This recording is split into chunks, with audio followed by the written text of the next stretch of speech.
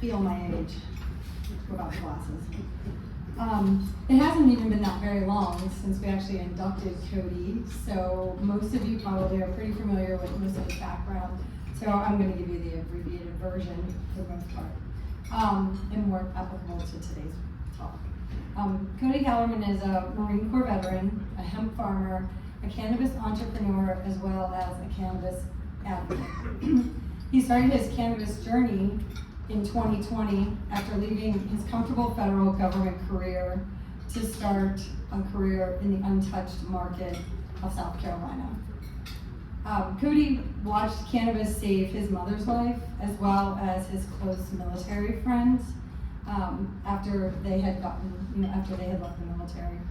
After seeing this with his own perspective and how it had helped them, he decided he needed to take action. And that action has led him here today to help spread the word of what cannabis is and what it is not.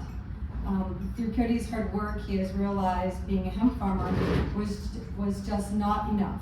As the industry changes, the business must follow as well. And this is what led Cody to start Carolina Dream. It's a CBD company that holds itself to the same transparency and traceability as legal cannabis business in a legal state. Because that's what a customer deserves. Cody's also positioned himself to become South Carolina's go-to cannabis veteran advocate for medical cannabis. In 2 years, he went from standing in the background to being a welcome face at the state capitol, educating legislators on how cannabis actually works. And with that, I'm going to let Cody take it from here.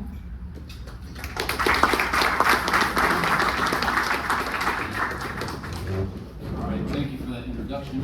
I'm a pacer, so I won't be walking around. So this could be very interesting. This is a huge topic with a lot of different variables that fit into a 20 to 25 minute presentation. So trust me, I felt like I was submitting a PowerPoint to my professor at like 11:30 p.m. last night because I made probably 8 or 10 changes yesterday. And I think the most important thing here is just put in the front of your mind what you think you know about it, maybe a myth, whatever it could be, and just think about that, because I'll be the first person to admit that I was wrong. I didn't start using cannabis until 2018. I was already out of the Marine Corps in California, and Chris will be the first person to tell you that I used to look down on people that use cannabis until I watched how it saved people's lives, how it can help veterans with their PTSD, and I'll get into the science of it as quickly as I can, wave top level. So I'm just going to quickly go over what's the difference between hemp, cannabis, CBD, THC, because there is a lot of misunderstanding of what each of those words mean, and that even goes back through history.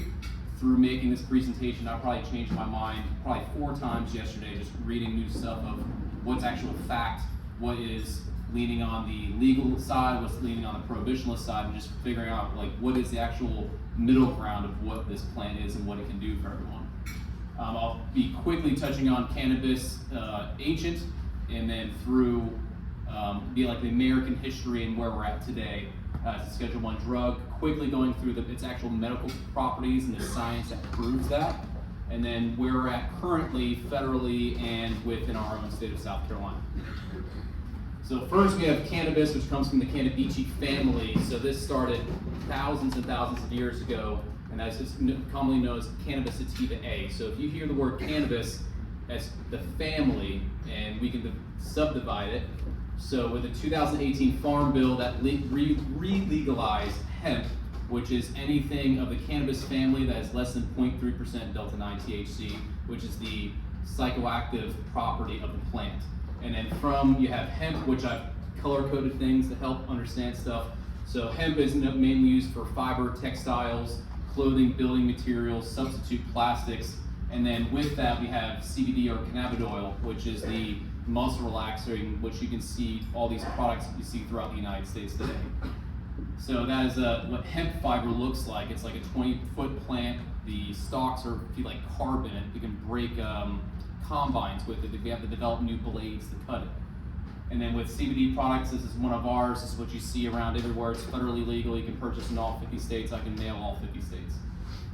And then with So cannabis, with the slang name of marijuana, and I'm going to explain that later. Marijuana is not a correct term. It's the tetrahydrocannabinol, or THC, which is the psychoactive part of the plant. And that's where we make the distinction of what is legal currently in South Carolina, which is hemp, CBD products less than 0.3, and then cannabis, which I'll refer to as from now out, is more than that 0.3. All right, so ancient, it goes back to pollen tests of thousands of millions of years ago of the cannabis plant, and I'm referring to hemp.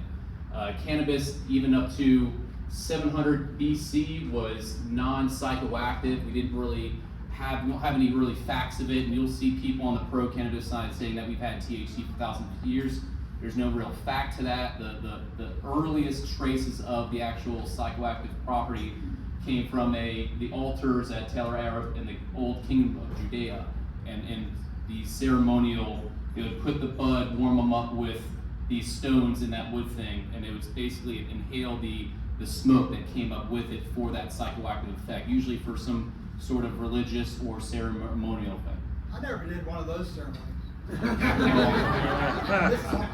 Well, there are church groups out in the legal states where they worship cannabis with Christ. So widely used in the ancient world, it's all over the place. The Native Americans, it's really hard to find accurate maps of where it went, how it got there, when it got there. But for the most part, it was used as hashish, which was in it's a cannabis resin, so it was in an edible form, and it was mainly used for medical purposes through the Middle East and slowly spread through the old world and the new world as we moved along. So now we get to so we're going to talk about American hemp. So hemp was required by the colonial farmers to grow. It needed at least be a third of their farm. All the former presidents grew it, and it was the majority crop in Kentucky, Missouri, and Illinois. And fun fact, you'll hear a lot of the stuff of when they were making it illegal, there was a lot of conspiracy of the guys making it illegal had ties into pharmaceutical companies and all that stuff. Not necessarily true. The reason why hemp declined a lot was after the abolishment of slavery, because it was a very labor-inducive crop, and we didn't have the technology that we have now that we could process it and make tons of building materials out of it we do now. And fun fact, I loved using this whenever talking about hemp, and I actually found out that it was a government-funded USDA study that 1 acre of hemp fiber can produce more than 4 times the timber can for paper, and it can grow within 6 months instead of over the time span of 30 years. All this unfortunately ended with the Marijuana Tax Act in 1937, just because at the time they didn't understand that yes, it has less than 1% THC in it. It got thrown in with marijuana and all the criminalization of it at the time, making it illegal. There was a small period during World War II where we needed rope, and the farmers were allowed to grow. This is I just threw this in here, modern home building with hemp fiber. I've been to trade shows where they pulled blow torches to the building and it does not catch fire. It's completely insulating. They save a heck of a lot of money on electricity, air conditioning. It's very insulated. I really think this is going to be the future of where we go, because concrete is becoming such a scarce resource. So now we're going to talk about cannabis as in the THC medical property of the plant in American history. So it was in the United States Pharmacopedia from 1850 to 1942 when the Marijuana Tax Act essentially cut it out. It was widely used and recommended, seen as effective. It was still a prescribed medicine. So this wasn't, I don't want people to think that it was just being used wildly and all that stuff. No, if it was used properly, it was prescribed by a doctor, and it was very, very regarded as a medicine that worked. The American Medical Association was huge in the movement to not get cannabis banned, because they saw it as it was such a beneficial medicine. Why are we getting rid of it? And we're gonna get down the dark path of why it's illegal.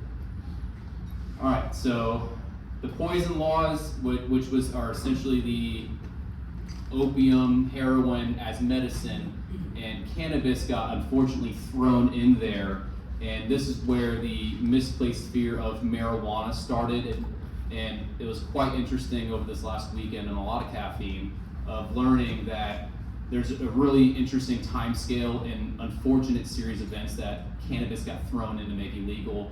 A lot of it was racial. I'm not going to get too much into it, but So essentially in 1910, the Mexican Revolution ended. Cannabis was used widely down in Mexico, and all the immigrants brought it back up.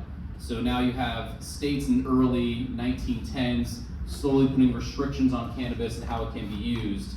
And there was a big tension in the Southwest of these big farmers using immigrant workers cheaply, and the blue-collar folk were getting very upset at this. And as with anything in politics and in government, it's always a us versus them mentality. And the prohibitionists really hooked on to, well, if you're mad at the immigrants taking your jobs, you can be mad at the cannabis plant. And the way I try to think of it is, imagine, we don't have, like today we have way too much information. We can go on our phone and find any of the stuff I'm talking about. Back in 1910, 1914, it's literally like whatever your parents, your religion of choice, the newspaper, like that's law. Like that's the truth right there. And if you have ads coming out sponsored by the Federal Bureau of Narcotics saying stuff like this, beware. It's kind of comical now looking back on it, but it's very interesting. And then essentially right after all that happened, you had the Great Depression. So now people are losing their jobs and are even more mad at these immigrants are coming across working for cheap, and it just really tied in this cannabis is bad, and again, they don't understand the plant like we understand now. And I want to go back and I can kind of show you how it's a made-up term. This poster came out before that poster, and if you know anything about Spanish, you don't pronounce the H, the J's and H. So that was actually something they fixed later in their propaganda because they didn't understand quite how to pronunciate and say it, which I just think is hilarious. And then, even though you have people like Harry Anslinger, all these huge prohibitionists going for it, you still had, this was the Federal Bureau of Narcotics funded 10-year study in Harlem, which was disproportionately, there was only one white guy in it and everyone was of color. They're trying to really point to this people of color, it makes them crazy and all this very unfortunate stuff. And this research came out saying this is completely opposite of what you're saying. It is not addictive. My favorite line is majority of marijuana smokers, oh no, excuse me, not that one, it's hard to read. Essentially, it makes the person feel adequate with themselves. And that is, if you're working all day, we all talk about having like a beer after work at 3 p.m., like on a hot day and it's cold and it feels great. That's what cannabis does for people. It's not, I don't like using the term intoxicating because cannabis isn't toxic. And I'll get into how it's not toxic, and our body actually has receptors made to take it in. As soon as this came out, everyone that funded this study just said, this is not scientific, you don't have any degrees and none of this stuff, you don't know what you're talking about, and it got thrown out. And then we get to the 1970s where it was made a Schedule I drug. I'll let you read that. That is Richard Nixon's the domestic affairs assistant. They knew cannabis wasn't as bad as it was. And at the same time, there's a lot of research coming out of how it can actually help. And if you think that's bad, just go look up some of the stuff Harry Anslinger said, and then type in Nixon marijuana and go listen to it. It's very inappropriate, so I was not going to play it in here. So unfortunately, we were lied to. And it's a really hard pill to swallow. And as I've been learning what it can do and the history of it, it was a political tool. And it's really unfortunate the amount of people that are incarcerated. I don't think anyone should go to jail for small possession. I think it should be legal and taxed just like alcohol and just available for everyone. On the recreational level, I don't think South Carolina's near ready for that, but on the medical level, let's help people. So that was the end of the dark stuff. All right, now we're gonna get happy and explain how it works. So it's a beautiful plant. So talking about CBD, cannabidiol, it's chemically similar to THC, but it doesn't have that mechanism of action that makes it psychotropic or psychoactive.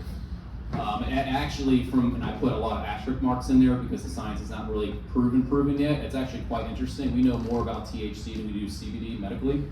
CBD actually blocks your receptors' ability to take in THC. So that's why they say if you're smoking cannabis and you get that paranoid effect, if you bring in CBD with it, it'll take away that paranoid effect.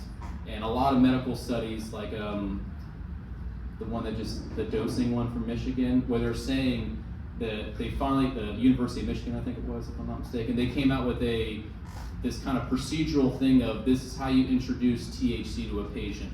You start with 5 milligram CBD gummies to take twice a day. After a week or two, 10 milligrams, 25 milligrams, and then you start adding 5 to 5, 10 to 5, and you just slowly introduce that because everyone's body's different. We're all gonna take this in, and that's the difficult part with dosing. It's known mainly for anti-inflammatory, and again, customer recommended because it's not FDA approved, so we can't say it does this. Helps with pain, anxiety, autoimmune diseases. Terpenes are my favorite part. That's where I really think that when cannabis becomes medically legal federally, the CBD market and the medical market are going to come together because we've already started playing around with the first, of course, product that everyone wanted was, I need something for my dog because I care about them more than myself. So, okay, we can make that. And the next thing was, I have anxiety and depression. I love taking CBD, but if I take it in the morning, it makes me tired. So we've mainly Jalal made a terpene mix with the tincture of limonene, and I'll get into that here in a second, but it actually counteracts that sleepiness effect. It actually helps with the anxiety, pain issue, and actually gives you a little bit of energy. And of course, I could be biased because we made it, but we are kind of trialing out with a bunch of friends I know, like, give me your honest feedback. And for terpenes, and this is how I always refer to it as God's plant, every plant in nature has its own terpene. So you have, I'm not even gonna try to pronounce any of those. So generally you have limonene, lemon, lime, pine. So every mango, let's put it like that. The cannabis plant has traces of every single one of them. 100, I think 25 of them are dominant, 125 of them are mainly in every type of strain, and then different strains can have up to 400 different types of these terpenes. And that's where, to me, that's where the real medicine is. And then you have to do something what we call an entourage effect. And this is answering the question of, well, if CBD helps with all these things, why do we need cannabis legal? Why do we need to have THC? Well, as I just said, CBD blocks the terpene and the THC's ability for your receptors to bring it in. So you need to have what we call entourage effect, where you have all these natural chemicals, and the THC kind of takes that to your receptors. And I have a great video because doctors are a lot better at explaining it than I am. So how does cannabis come into play? Hopefully it plays. The plant contains over 400 chemicals, including cannabinoids, which are most abundant in the resin glands of budding female plants. In the 1960s, Israeli scientist Raphael Mechoulam isolated THC, the psychoactive cannabinoid that makes users feel high. The discovery launched a new chapter in neuroscience.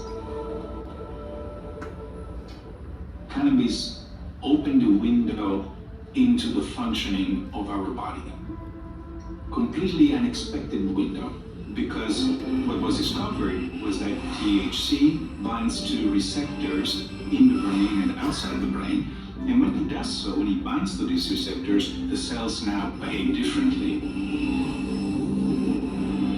Cannabinoid receptors, named after cannabis, are found on nearly every organ in the body. They bind with our own cannabis-like molecules called endocannabinoids, which regulate functions like sleep, cognition, memory, and mood. Unlike other brain chemicals, they travel backwards across the synapse, where they control the release of most neurotransmitters. One of the most amazing things that happened was the discovery of the endocannabinoid system. Every animal has one, and this is a system of chemicals and receptors throughout the brain and body. And really, the primary goal of the endocannabinoid system is homeostasis, keeping things in balance. At Mount Sinai Hospital, neuroscientist Yasmin Herber remembers the first time she looked for cannabinoid receptors in the human brain. Seen here in vivid red, orange, and yellow colors. The cannabinoid receptor is the most abundant receptor in the brain. When we looked to where these receptors were expressed.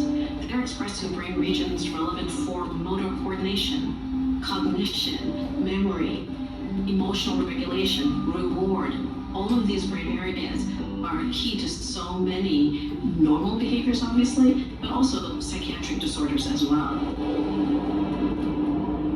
A key role of the endocannabinoid system is to manage stress. In fact, the first endocannabinoid found in our body was given a Sanskrit name, anandamide, meaning bliss.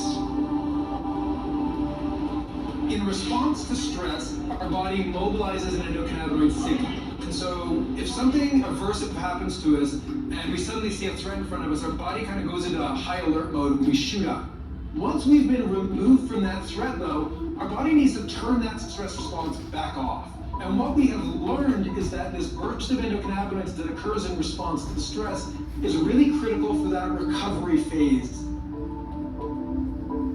Scientists suspect this signal goes awry in people with PTSD.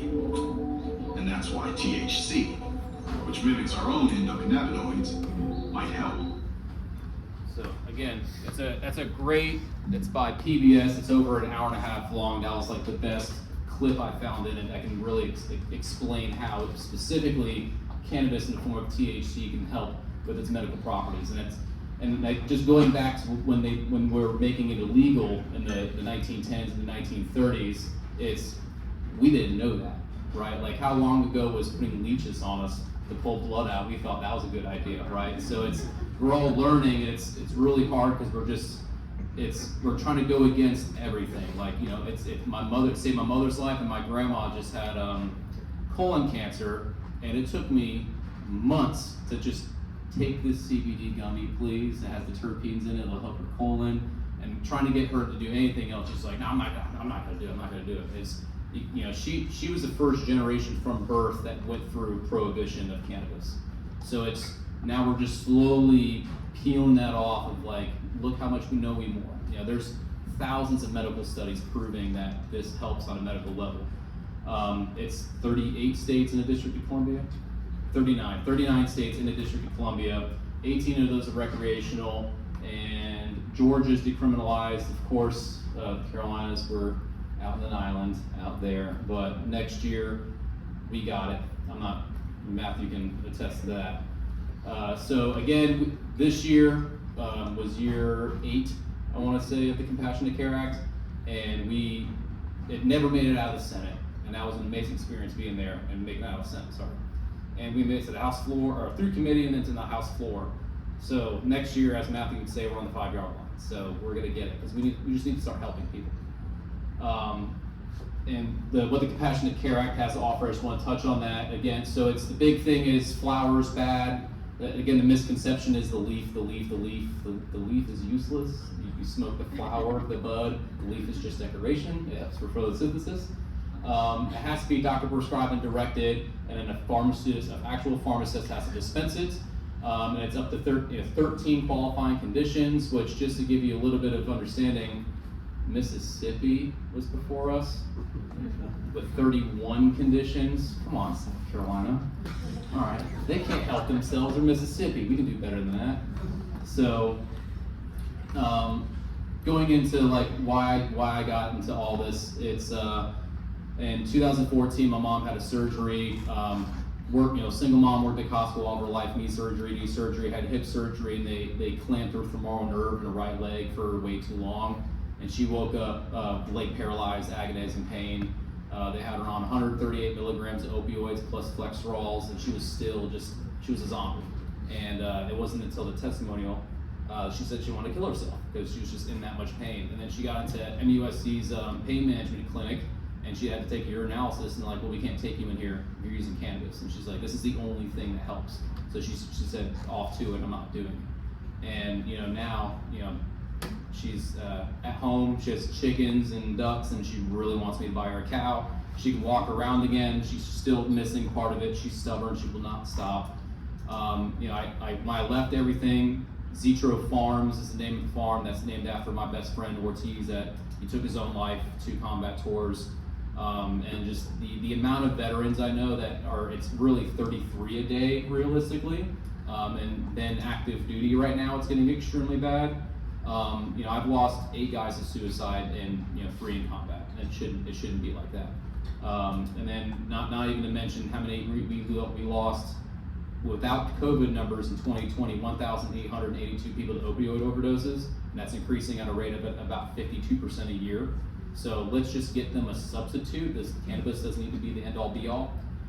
But with the CBD industry, it's a giant race to the bottom. 2 years ago, I was getting $2,000 a kilo of distillate. That price now is $200, and then the price for a product was $70. And if you go to a store around here, you're charging $80, $90, $100. So we came in there saying, hey, this is awful. First off, it doesn't cost as much to make this stuff. So our goal is to come in at half to 2/3 of the price. And then there's also a lack of regulation. Cannabis is very strict. There's only one thing of regulation in the CBD industry, less than 0.3% THC. Peel that onion back. There's no ingredient labels, not telling what's in it. Delta 8, Delta 10, I will never touch it. There's a reason why it's illegal in legal states, but it's okay here. There's a lack of consistency in products, and also there's no standardized testing in hemp, so you can send a sample off to 10 different labs and get 10 different answers. And something that we're also doing is trying to combine all these testing labs that are of good standing and trying to get like a standard of this is what it should be.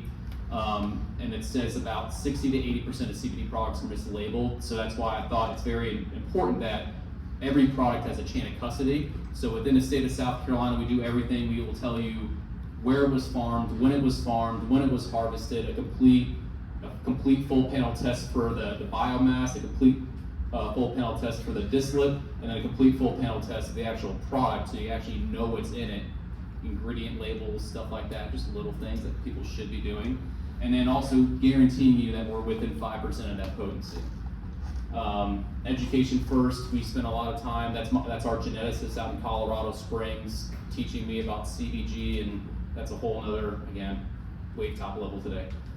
And just prove, we believe in having integrity of, that's my name on the product, right? Not my actual name, but like, if I'm selling you something, it needs to be what it actually is, and that kind of goes hand in hand with what we're trying to do with cannabis. We're trying to show that this is actually what it needs to be. This isn't dangerous.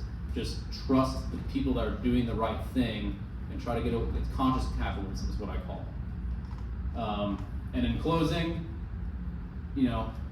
let's help people. That's my biggest thing. A lot of people that are pro-cannabis are mad at this bill because it's so restrictive, and I tell them, where's the good in that? Can we at least work together to get this pilot program through so we can at least start helping people? And just because you don't like something or you'll never use it doesn't mean you have to force others not to have access to that. And then, medical cannabis will heal people, and hemp will heal the planet.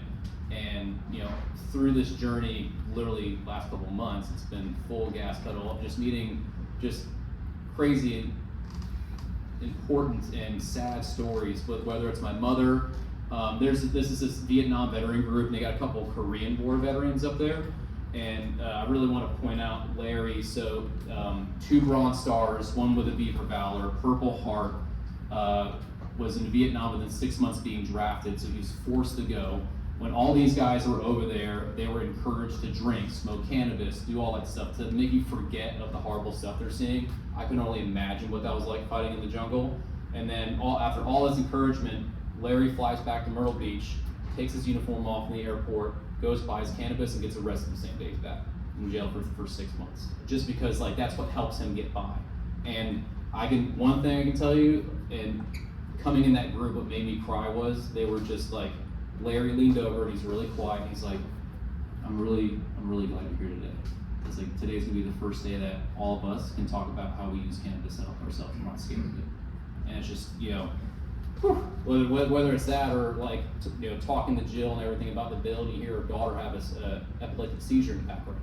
And I'm on the other side of the phone like, go, go, go. And it's just like the fact that I can't help. And stuff like this is just, I will not stop until I can give Jill's daughter and Larry access to safe, clean medical cannabis. Thank you. Questions? Okay.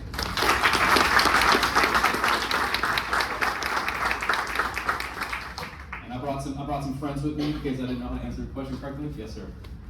You have a greenhouse or do you have to grow it outdoors? How many acres do you have? Well, the deer don't allow me to grow anything outside. It looks like a prison. I got electrified barbed wire and all that stuff, but currently we grow our plants in hoop houses and indoors. I've been trying to grow stuff outside, but again, I got 30 tags on the land, August 15th, if you want to join me. And then for, sorry, 1 second. And then for cannabis, when that comes, it's going to be 15 growers with our bill, and all that has to be indoors for safety concerns. Answer your question? Okay. Saw back there. Go ahead. What are the 13 conditions that could be used in that bill? Jill, do you want to take that one? I know you know that way better than I do. Repeat the question, please. The question was, what are the 13 qualifying conditions? Chronic pain that's one of them. It's going to be difficult. PTSD, but you have to have, and this is something I don't necessarily agree with, but you have to have proof of that traumatic incident in order to qualify for PTSD, which is, you know, what if I was sexually harassed and raped and there's no police report? Like, how do I prove that? So it's, again, just help us get this bill through, so once the shroud of everything's okay, we can start expanding the bill a little bit. Jill's, if you want to come up. Well, yeah, I could just really quickly, because I don't know all 13 off the top of my head, but it's neurological conditions including epilepsy, autism, cancer, Crohn's disease, sickle cell disease, and then Cody mentioned chronic pain, but technically our bill, it's not worded chronic pain, which pretty much every state has chronic pain because it's so prevalent and because chronic pain is a symptom of so many medical conditions. It's really pretty encompassing. But the one thing I love about our bill that's unique with regards to pain is that it is an opioid substitute. So for any condition for which a doctor would normally prescribe an opioid in a normal practice, they can actually write a recommendation for cannabis instead. So the thing I love about that is that it allows it for acute conditions as well as chronic. So I don't know about you guys, but I mean, the opioid crisis is so prevalent, and I've heard so many of my peers, you know, moms who had a son who, you know, had a sports injury and was prescribed heavy, you know, amounts of opioids, got hooked on those, the prescription ran out, they're still hooked, they turn to the black market, and then they are, you know, hooked on heroin or, you know, get their hands on fentanyl and they overdose. So the opioid substitution helps stop that before it starts, and I hope that it'll save many, many lives. So those are the main ones. I can look it up and give you more specifics if you need, but that's kind of just off the cuff. So. Thank you. Answer your question. Tons of questions. How much time do I have? You have time. Okay, go ahead, sir. All right, this is hemp. Mm-hmm. What about marijuana? What is marijuana? What is it? Just K, as you say? What's the difference between hemp? So the question was, what's the difference between hemp and then cannabis? It's literally just a 0.3% THC, which if you look at old photos, and then if you're a history buff, I bought $10 bills from 1914, and the last bills printed on hemp and also depicts hemp being grown on it. So we were able to, through essentially not like GMO, but breeding. So the reason why there's so much CBD now is because they were able to breed out all the THC properties out of certain plants. And then again, on the commercial side, they've been able to breed plants that have outrageous amounts of THC, which I don't necessarily think that's a good thing, because to me, it's not about percentages, it's about what does that medical property have to give. But for the most, I would say the closest plant it recommends, the cannabis plant's in the same family as hops. That's its closest relative is hops. But I would say it grows like a tomato. Like you can still pinch it and it'll split. That's a tactic we use. But the hemp fiber grows like a flax, and it grows pretty tall. Answer your question? Kinda. Well, there's a lot. Again, this is a very huge subject. Dr. Hamp. Cody, I was just going to I know we've talked about some of this up at the State House, actually, while I was advocating for something else medically, but you were advocating for this. But I just wonder if you could touch on, the idea of this being a Schedule I drug is really important to all this, and you mentioned it. If you want to touch on that a little bit, for example, just to let people know, a Schedule I drug is considered drugs with no currently accepted medical use and a high potential for abuse. Things like heroin, LSD, it gets thrown into that. And one of the problems with the medical community that we've discussed is doctors like to prescribe things on the basis of evidence-based medicine and dosing schedules and things like that, right? Correct. And so that being a Schedule I drug means there aren't a lot of studies being done because it's a Schedule I drug, et cetera, et cetera. So that seems to be a real impediment in a sense to a lot of this studying and to change the schedule of the drug from Schedule I to something else, whether it's 2 would seem that's narcotics, but that would seem a little extreme. But could you just touch on that, because I think that's real important for people to understand. Yeah, so cannabis, which is more than 0.3% THC, the psychoactive compound of it, was made as technically a temporary Schedule I drug in 1970, or with Richard Nixon. If you go out and read the Rotary Committee of 1944, which is that one document I had up, or if you read the Schaefer Report of 1970, they go into, it was mislabeled intentionally. It's very much this political gain of essentially Richard Nixon's 2 biggest opponents was the anti-war movement and then people of color, and they said, well, we can't arrest like that quote, so we have to make it illegal, and they essentially made it a Schedule I drug. And since then, it's been so long, because it's a Schedule I drug, doctors can't get federal funding and do any research to prove that it's beneficial. So we're going up to the State House and we can say all about how it works and this and that, and they'll say, well, it's a Schedule I drug, and I'm just hitting my head against the wall. I'm like, I understand, but we can't really move forward. There are a couple federal granted studies. The first one was Dr. Sue Sisley, which I met in Vegas. She essentially buys and sells cannabis to DEA, and this really weird thing they got going on of how they can actually study it with federal funding. And I want to say LSU, which she went to, is one of the first actual colleges that studies it. But it's in such a limited capacity because it's the old way of growing it per se, not the clean, if you go in these grow houses and these processing facilities out in Denver, it is millions and millions of dollars. It's cleaner than brewery, like I don't know how to explain it. It's like a chemical plant in a sense. Clean suits, whenever we went to Denver, we have to wear full suits, hair nets, all that stuff. You're not allowed to touch any of the plant with your skin, so you transfer oils.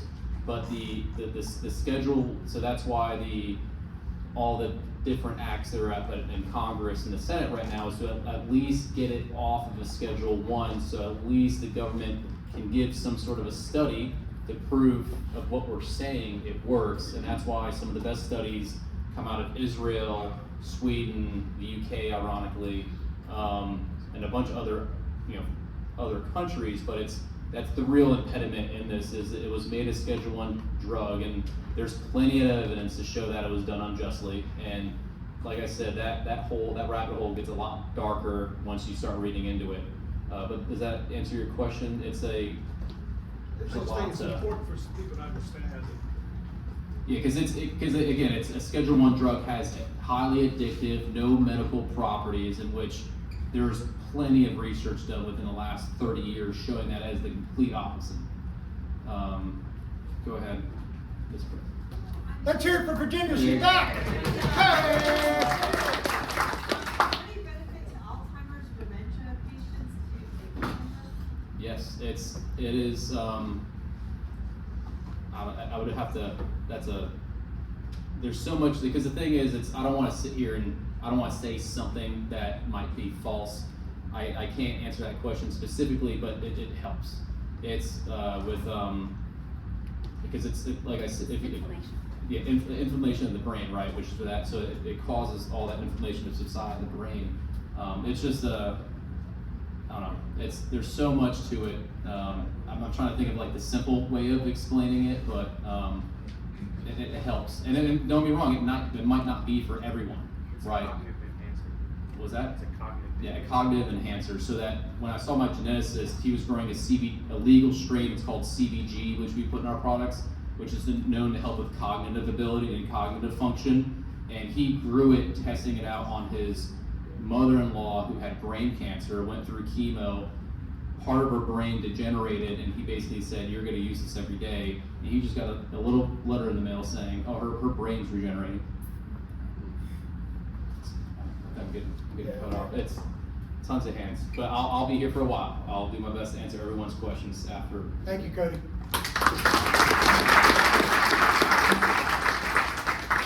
Cody and his team will be up here and be available.